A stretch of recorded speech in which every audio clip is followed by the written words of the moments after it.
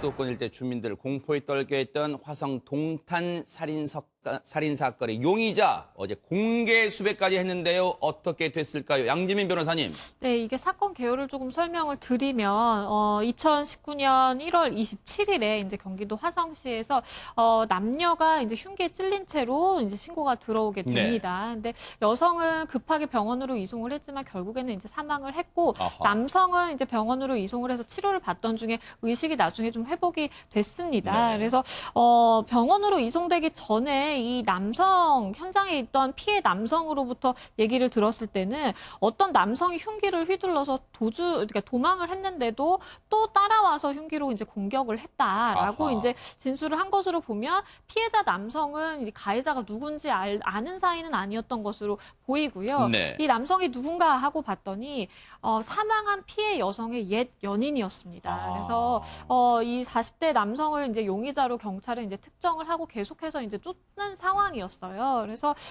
이 차량을 사실은 쫓다 보니까 한박산 인근에서 차량 진입 방지 장치를 이제 들이받고 멈춰선 상태에서 차량이 이제 방치되어 있는 것을 본 거예요. 그래서 네. 사람은 이미 도주를 한 상황이었고 바로 이 차량이었죠. 맞습니다. 저 차량만 그때 당시 이제 발견이 됐고 네. 범행의 도구로 쓰인 것으로 보이는 흉기가 한 점이 그때 당시에 발견이 됐습니다. 네. 그래서 그 당시에 사실은 경찰이 300여 명이 넘는 사람이 이제 투입이 돼서 네. 열심히 그 산 인근을 수색을 했는데 결국에는 이제 찾지를 못했다가 네. 결국에는 이 수색 범위를 확대해서 이 남성을 찾기는 찾았는데 네. 이 남성이 막판에 이제 극단적인 선택을 좀 한 아하. 것으로 보입니다.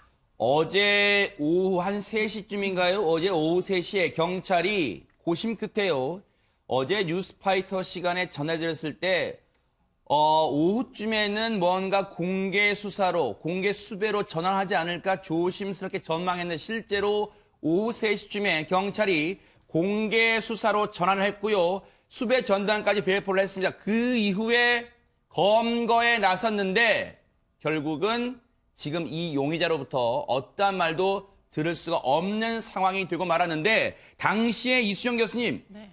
일단 용의자를 추적할 때 이 숨진 여성의 옛 연인인 것으로 알려지면서 이게 혹시 이별 범죄가 아닐까 이런 쪽에 무게가 실렸죠? 네, 뭐 그런 이제 동기로 인해 가지고 네. 결국 이 과거에 이제 여자친구였던 분과 그의 이제 현재 남자친구를 사망에 이르게 한 그 계획을 했던 거 아니냐. 네. 이런 이제 의심들이 있었는데 안 그래도 이제 피해자의 유가족들이 지금 네. 비슷한 진술을 지금 하고 있습니다. 아하. 예, 아마도 헤어진 이후 같아요. 그런데도 뭐 받아들이지 못하고 계속 전화를 하고 문자를 보내면서 네. 못 헤어지겠다. 그러면서 아마도 상당한 기간 동안 소위 이제 스토킹이라는 걸 했던 것 같고요. 네. 그러다 보니 결국에는 위협을 느껴서 아마 주변 사람들에게 걱정스러운 이야기를 전달을 해서 그게 이제 지금 언론에 보도가 되는 그런 이제 범행 동기로 추정이 되는 것으로 네. 보입니다. 이 피해 여성의 유족들의 얘기를 들어보면 헤어진 이후에도 지금 이 가해 남성, 이 스스로 극단적 선택을 했습니다만 이 가해 남성으로 계속 연락이 왔다는 걸 가족들도 알고 있을 정도였답니다. 그런데요, 장영 교수님, 예.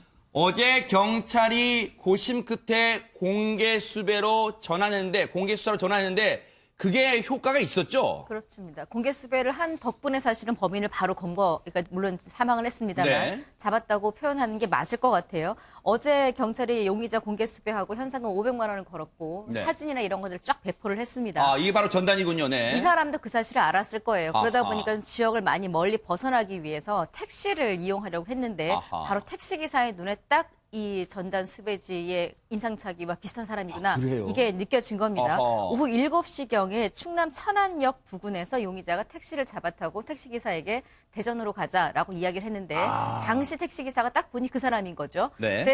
그러니까 이 손님을 바로 태운 게 아니라 택시가 줄을 서 있고 순서가 있으니까 앞에 있는 택시를 타십시오라고 이 범인을 유인을 한 다음에 네. 바로 경찰에 신고를 합니다. 아하. 그러니까 경찰은 이 신고를 받고 이 피의자가 어떤 택시를 탔다라는 것까지 이제 알았을 거 아니겠어요? 아하. 그런 추적을 했고 그 경찰이 이 사람을 태운 택시 기사와 중간중간 통화를 했는데 손님이 아까 처음에 이 신고를 한 이 택시 기사에게는 대전으로 가자라고 그랬죠. 했었잖아요. 아하. 근데 본인도 아마 조금 내가 이 말한 걸 저 사람이 나를 눈치채지 않았을까 의심을 했던 것 같아요.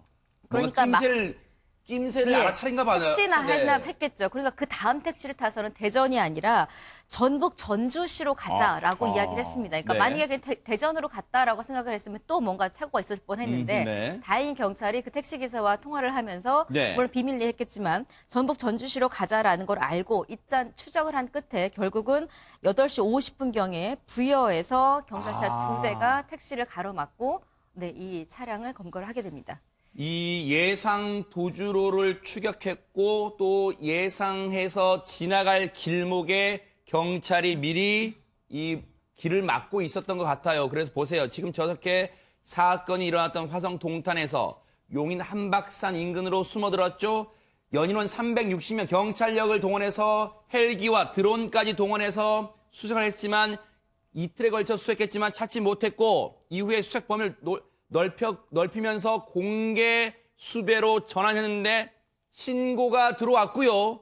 부여 사비문에서 검거를 했습니다. 경찰 얘기 들어보시고 이어가 보도록 하겠습니다. 충남청에서 이제 공주 수사가 일어나 왔어요. 그 택시가 이제 어디 공주 탄천 IC를 통과한다.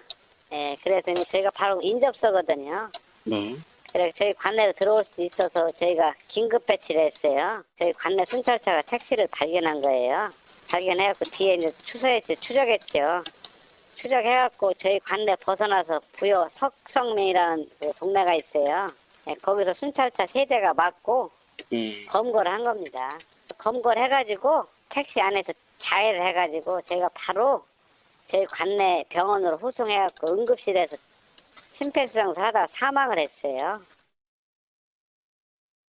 이수정 교수님, 그렇다면 이 용의자도 뭔가 경찰의 포위망이 점점 좁혀온다는 것을 미리 어떻게 보면 느끼고 있었다고 좀 볼 수 있겠네요. 네, 뭐 이 사건은 굉장히 치밀한 계획 사건이다, 계획 범죄다 이렇게 볼 수밖에 없는 여지들이 있어가지고 저는 지금 이제 경찰이 검거했다라고 표현하는 게 이게 지금 제대로 표현이 적절한 것인지 좀 의문이 들고요. 네. 검문 과정 중에 결국은 자해 사망한 네. 사건인데, 네. 그러니까 이제 이 사건을 볼 때 너무 좀 안타까운 부분이 있어요. 결국은 지금은 이제 잘 해결된 것처럼 지금 다들 보도를 하고 계시지만 아하. 사실은 장기간 동안 이별을 했음에도 불구하고 여자를 스토킹했음에도 불구하고 여자의 신변의 안전을 보호를 못 해주다가 네. 결국에는 그 예견된 이제 그 뭐 위협을 하고 문자를 보내고 이랬던 사람이 본인이 스스로 이제 흉기를 들고 나타나서 계획적으로 여성과 그 이제 남성을 모두 살해 시도를 하다가 네. 현장에서 이제 빠져나와가지고 결국 자기 차로 도주를 하다가 이미 이제 추정된 도주 경로를 통해가지고 산을 이제 넘어가지고 네. 대중교통을 이용해가지고 결국은 외곽으로 벗어났잖아요, 지방으로. 아하, 네. 그게 이미 사전에 미리 예견됐을 가능성이 있음에도 불구하고 결국은 그 한박산 일대만 360명을 동원해서 결국 이틀 동안 수색을 하다가 네. 놓쳤다가 결국 다시금 이제 얼굴이 공개되면서 이틀 동안 공개를 안 했죠. 그래서 결국에는 시민의 제보에 의해 가지고 네. 지금 결국 이 사람이 부여까지 이동하는 과정을 추적을 하게 된 겁니다. 네. 그렇기 때문에 어떻게 보면 지금 공소권이 없으니까 이제 더 이상 수사도 할 수가 없고 아하. 범행 동기조차 정확히 알 수가 없게 덮일 수밖에 없는 사건이에요. 네. 지금 여성의 억울한 죽음이 있음에도 불구하고 수사는 제대로 이루어지지 않고 네. 이 피의자는 결국 현장에서 뭐 자해 사망을 해버리고 그러니까 결국 증발하는 사건인데요. 아하. 이 과정 중에 네. 경찰이 했던 일이 정말 국민의 뭐 신변 안전을 위해서 다 잘된 지금 진행 과정인지가 좀 의문입니다. 왜냐하면 흉기가 차량 안에 있었기 때문에 네. 본인이 흉기를 가지고 있을 것, 범인이 흉기를 가지고 있을 것을 예상했음에도 불구하고 아하. 그냥 단순히 검문을 그냥 일반적인 방식으로 했단 말이에요. 네. 당연히 자해 시도를 했을 겁니다. 그렇기 때문에 이런 것들을 왜 예견을 못하고 네. 왜 그냥 사망으로 끝나게 내버려 뒀는지 일단 아하. 잘 모르겠어요. 이수정 교수님의 지적이 일리 있다고 저는 생각이 듭니다. 왜냐하면 이걸 물론 경찰분들이 나름대로 애는 쓰고 검거하기 위해서 총력전을 벌인 것으로 판단은 됩니다만 여러분 생각해 보세요. 지금 겨울입니다.